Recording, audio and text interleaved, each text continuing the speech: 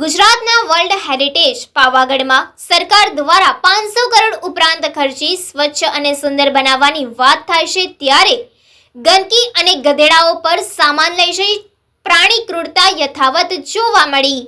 કેન્દ્ર સરકાર અને રાજ્ય સરકાર દ્વારા જ્યારે ગુજરાતના વર્લ્ડ હેરિટેજ પાવાગઢને દરજ્જો મળ્યો એ વાતને 10 વર્ષ ઉપરાંતનો સમય વીતી ગયો છે, પરંતુ આજ દિન સુધી વર્લ્ડ હેરિટેજ પાવાગઢમાં સુવિધાના નામે શૂન્ય દેખાઈ રહ્યું છે।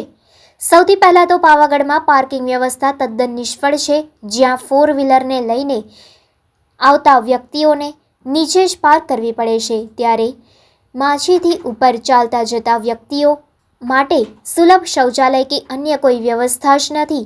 6 કિલોમીટર ઉપર સુધી ચાલવામાં મહિલા કે પુરુષને કોઈ આવી સમસ્યા થાય ત્યારે તેને ક્યાં જવું એની વ્યવસ્થાપન પણ કરવામાં આવી નથી। અને ગંદકી તો દરેક દુકાન જે ગેરકાયદેસર નાખીને બેઠા છે તે લોકો બિંદાસ ગંદકી કરી રહ્યા છે, જ્યારે પંચાયતના સરપંચો અને ગોધરા કલેક્ટર વિભાગના અધિકારીઓ કર્મચારીઓ અનેક વખત પાવાગઢ મુલાકાત લેવા માટે આવતા હોય છે, પરંતુ તેમને ગંદકી કે સુલભ શૌચાલયની કોઈ વ્યવસ્થા કરવી છે કે નહીં તે દેખાતી જ નથી।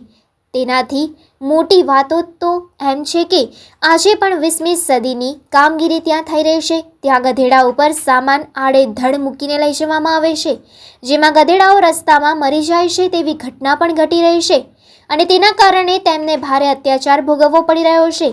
તેવા સમયમાં વર્લ્ડ હેરિટેજમાં નિમાયેલા અધિકારી કર્મચારીઓ શું વ્યવસ્થા કરી રહ્યા છે તે આંખો દેખી દેખાઈ રહ્યું છે।